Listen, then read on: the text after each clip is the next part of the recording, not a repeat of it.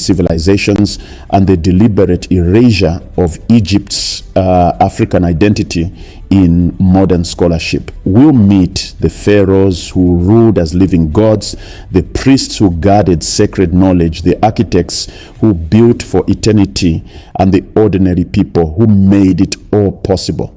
We'll witness the rise of dynasties, the construction of immortal monuments, and the creation of a culture so influential that its echoes still resonate 5,000 years later. By the end of this journey, you'll understand not just how ancient Egypt rose to greatness, but why this story matters today. You'll see how Africa didn't just contribute to world civilization. Africa created the very foundation upon which all other civilizations were built. Let's begin. Our story begins approximately 12,000 years ago at the end of the last ice age. As massive ice sheets retreated across the northern hemisphere, the climate of North Africa underwent a dramatic transformation. What is now the Sahara Desert was once a green, fertile landscape filled with rivers, lakes, and abundant wildlife. Archaeological evidence reveals that ancient African peoples thrived in this region, hunting game, gathering plants, and creating some of humanity's earliest rock art. These weren't primitive savages. These were sophisticated hunter-gatherers who understood astronomy, tracked seasons, and developed complex spiritual beliefs about their relationship with nature. But around 5000 BCE, the climate shifted again. The Sahara began its transformation into the desert we know today. This wasn't a sudden catastrophe, but a gradual process spanning centuries. As grasslands turned to dust and water sources dried up, the peoples of North Africa faced a choice: migrate or die. Many groups moved southward into sub-Saharan Africa, carrying their knowledge and culture with them, but others turned east toward one of the few water sources that remained reliable, one of the few places where life could still flourish. They turned toward the Nile. The Greek historian Herodotus called Egypt the gift of the Nile, and he wasn't exaggerating. This single river, flowing over 4,000 miles from the heart of Africa to the Mediterranean Sea, created a narrow ribbon of fertility through an otherwise barren landscape. Every year, like clockwork, the Nile would flood, depositing rich dark soil along its banks. This wasn't destructive flooding, but a predictable, life-giving phenomenon. The ancient Egyptians called this fertile soil Kemet, meaning black land, in contrast to the Deshret, the red land of the desert. This reliable agricultural cycle meant that communities along the Nile could set up permanently, plant crops, and build surplus food stores. Surplus food meant population growth. Population growth meant specialization of labor, and specialization meant the development of arts, crafts, administration, and eventually civilization itself. By 5000 BCE, dozens of independent communities had established themselves along the Nile. Archaeological excavations have revealed sophisticated settlements with organized layouts, specialized workshops, and evidence of long-distance trade. At sites like Badari, Nakada, and Hierakonpolis, we find evidence of advanced pottery making, metalworking, and artistic traditions. These weren't isolated villages, they were interconnected communities that traded goods, shared ideas, and gradually developed common cultural practices. The art from this period reveals a distinctly African aesthetic, similar to traditions found throughout the continent. Elongated figures, ceremonial objects, and spiritual symbolism all point to shared cultural roots with other African peoples. Over centuries, these communities began to coalesce into two distinct regions. In the north, where the Nile spreads into the Mediterranean, numerous settlements formed what would be called Lower Egypt. represented by the red crown. In the south, along the narrow river valley, communities united into Upper Egypt, represented by the white crown. These weren't just geographical divisions. They represented different cultures, different deities, and different ways of organizing society. Lower Egypt was wetter, more accessible to foreign trade, and culturally diverse. Upper Egypt was more isolated, more traditional, and maintained stronger connections to African spiritual practices. This is crucial to understand. Ancient Egypt did not develop in isolation from the rest of Africa. Archaeological and genetic evidence shows clear connections between early Egyptian populations and peoples from Nubia to the south, the Sahara to the west, and the Horn of Africa to the southeast. The religious practices, burial customs, artistic styles, and social structures of pre-dynastic Egypt all show African origins.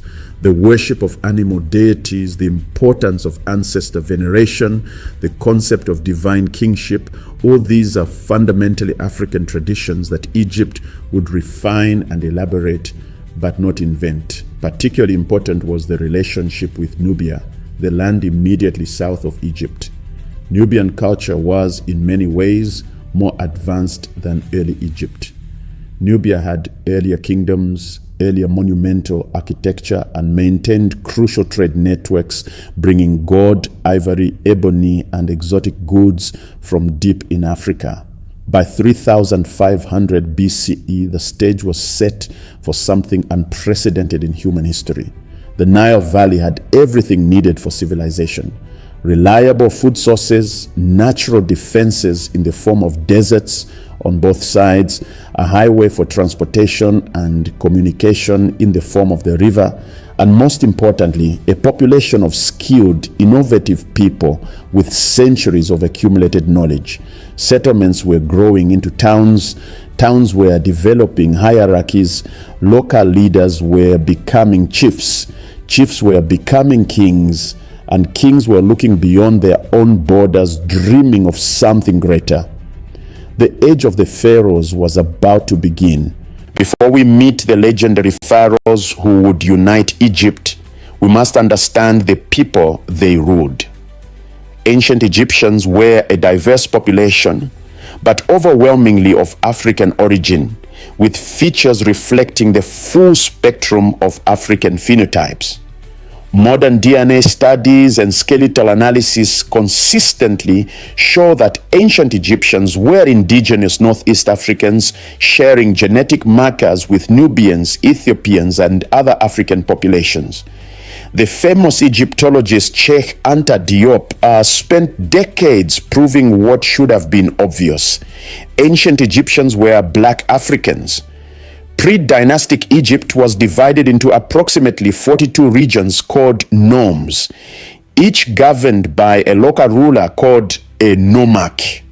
These nomarchs controlled irrigation systems, collected taxes, administered justice, and commanded small armies.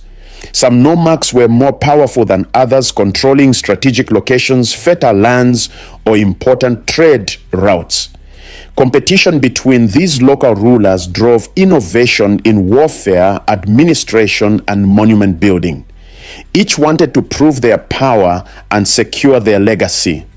One of the most mysterious figures from this period is known to us only as Scorpion, named after the hieroglyph symbol found near his ancient artifacts.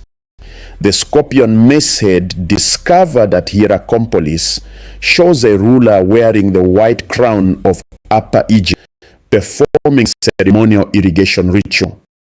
Scorpion appears to have been one of the first rulers to attempt unification of multiple nomes under a single authority.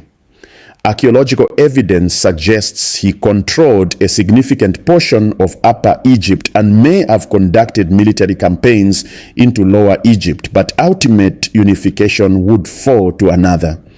Around 3100 BCE, a king named Nama, possibly the same person remembered in later tradition as Menes, achieved what no one had before. He conquered Lower Egypt and united the two lands under a single crown. The famous Nama palette commemorates this achievement, showing the king wearing both the white crown of Upper Egypt and the red crown of Lower Egypt. On one side of the palette, Nama is shown wearing the white crown, smiting an enemy with a mace. On the reverse, he wears the red crown, inspecting the decapitated corpses of his enemies. The message is clear. Through military conquest, the two lands have become one. Nama established his capital at Memphis, strategically located at the junction between Upper and Lower Egypt. From here, he could control both regions, monitor the crucial trade routes, and project power in all directions. With this act, ancient Egypt as we know it was born, and the age of the pharaohs began. But Nama wasn't just a king in the ordinary sense. He established a concept that would define Egyptian civilization for 3 millennia, the pharaoh as living god. The pharaoh wasn't merely appointed by the gods, he was a god incarnate, specifically the living embodiment of Horus, the falcon-headed sky god. This concept of divine kingship has deep African roots. Throughout the continent, from ancient Kush to medieval Mali, from great Zimbabwe to Ethiopia, African cultures recognize the rulers as sacred intermediaries between the human and divine realms. Egypt took this concept and developed it to its ultimate expression. Supporting the pharaoh's divine status was an increasingly powerful priesthood. These weren't simple religious officials. They were scholars, astronomers, mathematicians, and keepers of sacred knowledge. They interpreted the will of the gods, performed complex rituals, and advised the pharaoh on matters of state. The most important priests served in the temples of major deities like Ra, the sun god, Osiris, the god of the afterlife, and Ta, the creator god. But every nome, every town, every village had its local deities and local priests. Religion permeated every aspect of Egyptian life, from the grandest state ceremony to the humblest farming ritual. Behind every great pharaoh stood brilliant architects and engineers. Men like Imhotep, who would later serve Pharaoh Djoser in the Third Dynasty, represented a class of highly educated, highly skilled professionals who turned royal visions into stone reality. These architects understood geometry, astronomy, materials, science, and logistics. They commanded vast workforces, organized supply chains stretching hundreds of miles, and solved engineering problems that still impress us today. They were the unsung heroes of Egypt's golden age. Perhaps no group was more important to Egyptian civilization than the scribes. In a society where literacy was rare, scribes held enormous power. They recorded royal decrees, calculated taxes, documented legal proceedings, copied religious texts, and maintained the historical records that allow us to know this story today. Becoming a scribe required years of training, learning thousands of hieroglyphic symbols, mastering several scripts, and understanding mathematics, law, and religious texts. But the reward was significant. Scribes could rise to positions of great authority regardless of their birth status. It was one of the few paths to social mobility in ancient Egypt. But Egypt's greatness wasn't built by pharaohs, priests, and scribes alone. It was built by millions of ordinary people. Farmers who worked the fields, craftsmen who created beautiful objects, soldiers who defended the borders, sailors who navigated the Nile, and laborers who built the monuments. Recent archaeological work has revealed that these weren't slaves, as Hollywood would have us believe. They were paid workers, often organized into specialized teams with housing, food rations, and even medical care provided. They took pride in their work, leaving behind graffiti marking their team's accomplishments. We must also recognize the crucial role of Nubia in Egypt's development. Nubians weren't just neighbors or conquered peoples, they were partners, rivals, sometimes rulers, and always an integral part of Egypt's story. Nubian kingdoms had their own pharaohs, their own pyramids, their own sophisticated culture. At times, Nubian pharaohs ruled Egypt itself, particularly during the 25th dynasty. The relationship between Egypt and Nubia was complex, but fundamentally, it was a relationship between African siblings, not between Europe and Africa, as later colonial narratives would suggest. With Nama's conquest around 3100 BCE, Egypt entered the dynastic period. The first dynasty established Memphis as the administrative capital and began the process of integrating two very different regions into a cohesive state. This wasn't easy. For generations after unification, tensions remained between Upper and Lower Egypt. Early pharaohs spent much of their energy balancing competing interests, suppressing rebellions, and creating new traditions that could unite both regions under a shared identity. The double crown, combining the white crown of Upper Egypt and the red crown of Lower Egypt, became the ultimate symbol of unified rule. Royal titulary became increasingly complex, with pharaohs taking on multiple names reflecting their dominion over both lands. The early pharaohs established their primary burial ground at Abydos in Upper Egypt, a site that would remain sacred throughout Egyptian history. These early royal tombs were impressive structures, though modest compared to what would come later. Inside these tombs, archaeologists have discovered sophisticated grave goods, finely crafted furniture, jewelry, pottery, and even wine jars labeled with vintage years. This was a civilization already developing complex industries, trade networks, and a refined aesthetic sense. Disturbingly, evidence from First Dynasty tombs suggests that royal burials included human sacrifice, with servants killed to accompany the pharaoh into the afterlife. This practice, found in several early African kingdoms, would eventually be abandoned in favor of symbolic servant figures called Ushabti. The Second Dynasty and internal conflict. The Second Dynasty was marked by internal religious and political conflict. Some pharaohs of this period took names associated with Set, the god of chaos and the desert, rather than Horus, suggesting a power struggle between different factions or regions. Archaeological evidence shows that several Second Dynasty pharaohs faced serious rebellions. Some monuments were deliberately damaged, some records were erased, suggesting violent political upheavals. Egypt's unity was still fragile, still being tested. The last pharaoh of the Second Dynasty, Khasekemwy, managed to restore unity, taking a name that meant the two powers appear. His reign marked a turning point, setting the stage for Egypt's first true golden age. Around 2670 BCE, Pharaoh Djoser commissioned a tomb unlike any seen before. His architect Imhotep created the Step Pyramid at Saqqara, the world's first large-scale stone building and the prototype for all pyramids to come. The Step Pyramid started as a traditional mastaba tomb but was expanded upward in stages, creating a 6-layered structure rising over 200 feet high.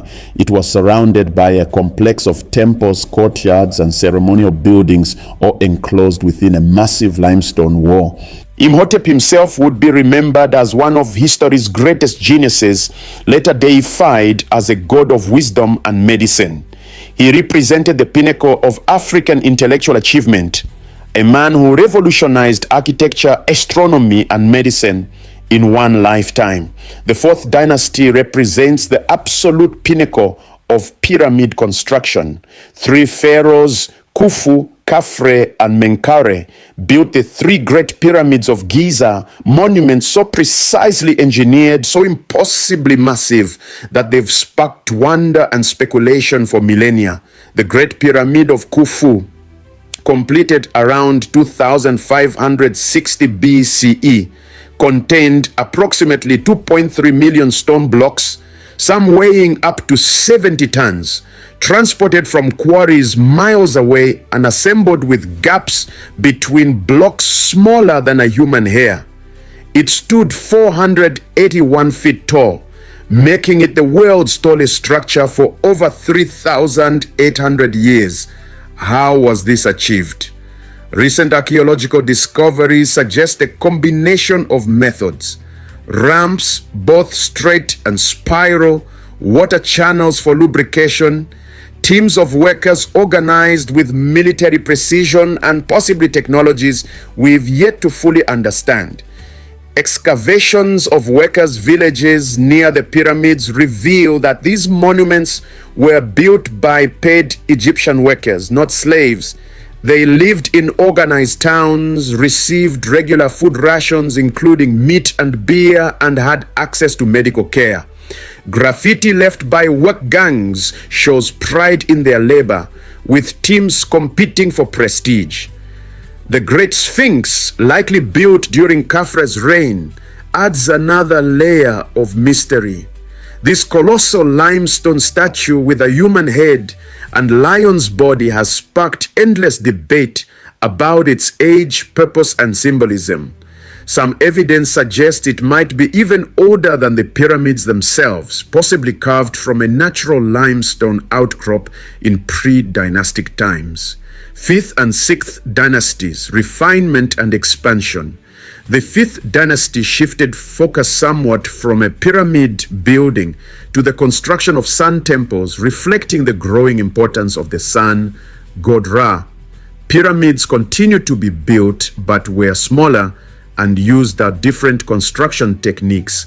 However, this period gave us one of Egypt's most important innovations, the pyramid texts. These are the oldest religious writings in human history, carved into the walls of pyramid burial chambers, providing spells, prayers, and instructions for the pharaoh's journey through the afterlife. The 6th dynasty saw aggressive expansion southward into Nubia and eastward into Sinai. Pharaohs sent trading expeditions to the land of Punt, somewhere on the Red Sea coast, bringing back exotic goods like myrrh, ebony, and leopard skins. This period also gives us some of our first biographical texts. Nobles began decorating their tombs with detailed accounts of their achievements, giving us invaluable insights into daily life, warfare, trade, and administration during the Old Kingdom. Around 2200 BCE, the Old Kingdom collapsed. The exact causes remain debated, but evidence points to a combination of factors. Climate change causing reduced Nile floods, overextension of resources on monument building, and growing power of provincial nomarchs who challenged royal authority. Egypt fragmented into competing regions. Nomarchs declared themselves independent rulers. Two major rival dynasties emerged, one based in Heracleopolis in Lower Egypt, another in Thebes in Upper Egypt. For over a century, Egypt endured civil war, famine, and cultural disruption. Literary texts from this period, like the Admonitions of Ipuwer and the Prophecy of Neferti, describe social chaos, poverty, and the breakdown of traditional order. While possibly exaggerated for literary effect, they reflect real trauma experienced during this period. Yet, even during this dark age, Egyptian culture persisted. Local rulers built temples, artists created beautiful objects, scribes continued writing. This wasn't a return to barbarism, but a period of political decentralization, during which Egyptian culture actually spread more widely throughout society. Around 2055 BCE, Mentuhotep II, a pharaoh from Thebes in Upper Egypt, finally defeated his rivals and reunified Egypt, establishing the 11th dynasty and inaugurating what historians call the Middle Kingdom. Mentuhotep built an innovative mortuary temple at Deir el Bahari, combining pyramid, temple, and tomb in a unique design that influenced later constructions. He presented himself as Egypt's savior, the man who restored Ma'at, the cosmic order that Egyptians believed was essential for civilization. The 12th dynasty, beginning around 1985 BCE, represents what many scholars consider classical Egyptian civilization. These pharaohs were master administrators who reorganized the government, launched massive irrigation and land reclamation projects, and created efficient bureaucratic systems that would influence all subsequent Egyptian history. Pharaohs like Amenemhat III transformed the Fayum Depression into a productive agricultural region, building dams, canals, and reservoirs in one of history's first large-scale environmental engineering projects. This wasn't just conquest, it was the creation of new land, new wealth, and new possibilities for Egypt's growing population. These pharaohs also built a chain of massive fortresses in Nubia, controlling trade routes and projecting Egyptian power deep into Africa. These weren't simple military outposts, but sophisticated administrative centers with complex layouts, multiple defensive walls, and impressive architectural features. The Middle Kingdom also produced Egypt's greatest literature. The story of Sinuhe, the tale of the shipwrecked sailor, wisdom texts, and love poetry all flourished during this period. Egyptian language evolved to its classical form, the standard that would be taught to scribes for centuries. Middle Kingdom art became more realistic, showing pharaohs with careworn faces rather than idealized perfection. This reflected a more complex view of kingship, acknowledging the burden of rule while maintaining divine status. Around 1650 BCE, central authority collapsed again. But this time, Egypt faced something unprecedented: foreign invasion and occupation. A Semitic people called the Hyksos, meaning rulers of foreign lands, gradually infiltrated the Nile Delta, eventually establishing their own dynasty, ruling from the city of Avaris. They brought new military technology, particularly the horse-drawn chariot, which gave them a decisive advantage. The Hyksos adopted culture, worshipped Egyptian, and used Egyptian administrative systems. They